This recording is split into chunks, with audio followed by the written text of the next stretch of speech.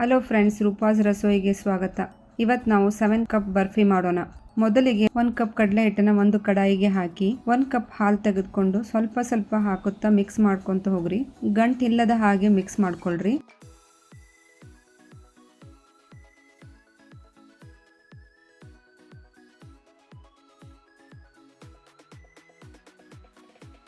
ಒಂದು ಕಪ್ ಹಸಿ ಕೊಬ್ಬರಿಯನ್ನು ಹಾಕಿ ಮಿಕ್ಸ್ ಮಾಡ್ಕೊಳ್ಳಿ.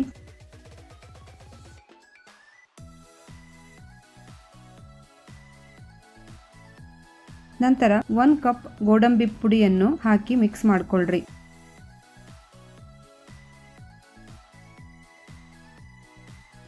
ನಂತರ 2 ಕಪ್ ಸಕ್ಕರೆಯನ್ನು ಹಾಕಿ ಚೆನ್ನಾಗಿ ಮಿಕ್ಸ್ ಮಾಡ್ಕೊಳ್ಳಿ.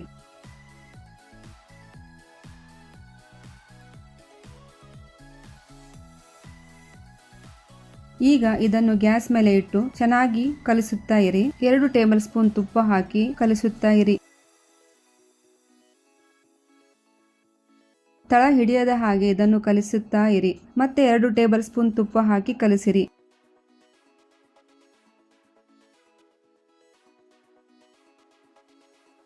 ಮಿಶ್ರಣ ಸ್ವಲ್ಪ ಗಟ್ಟಿ ಆಗುತ್ತಾ ಬರುತ್ತದೆ. ನಂತರ ಮತ್ತು 2 ಟೇಬಲ್ ಸ್ಪೂನ್ ತುಪ್ಪ ಹಾಕಿರಿ. 1 ಚಮಚ ಏಲಕ್ಕಿ ಪುಡಿಯನ್ನು ಹಾಕಿರಿ.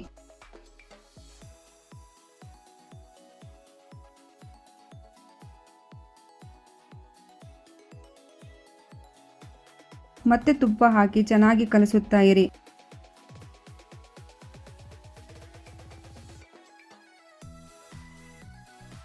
ಒಂದು ತಟ್ಟೆಗೆ ತುಪ್ಪ ಹಚ್ಚಿ ತಯಾರು ಮಾಡಿಟ್ಟುಕೊಳ್ಳಿ. ಗಟ್ಟಿಯಾದ ಮಿಶ್ರಣವನ್ನು ತಟ್ಟೆಗೆ ಹಾಕಿ ಚೆನ್ನಾಗಿ ತಟ್ಟಿಕೊಳ್ಳಿ.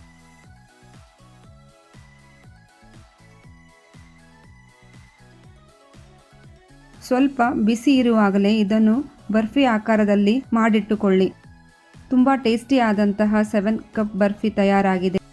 ಮನೆಯಲ್ಲಿ ಇದನ್ನು ಒಂದು ಸಾರಿ ಟ್ರೈ ಮಾಡಿರಿ ಫ್ರೆಂಡ್ಸ್. ವಿಡಿಯೋ ನೋಡಿದ್ದಕ್ಕಾಗಿ ಧನ್ಯವಾದಗಳು.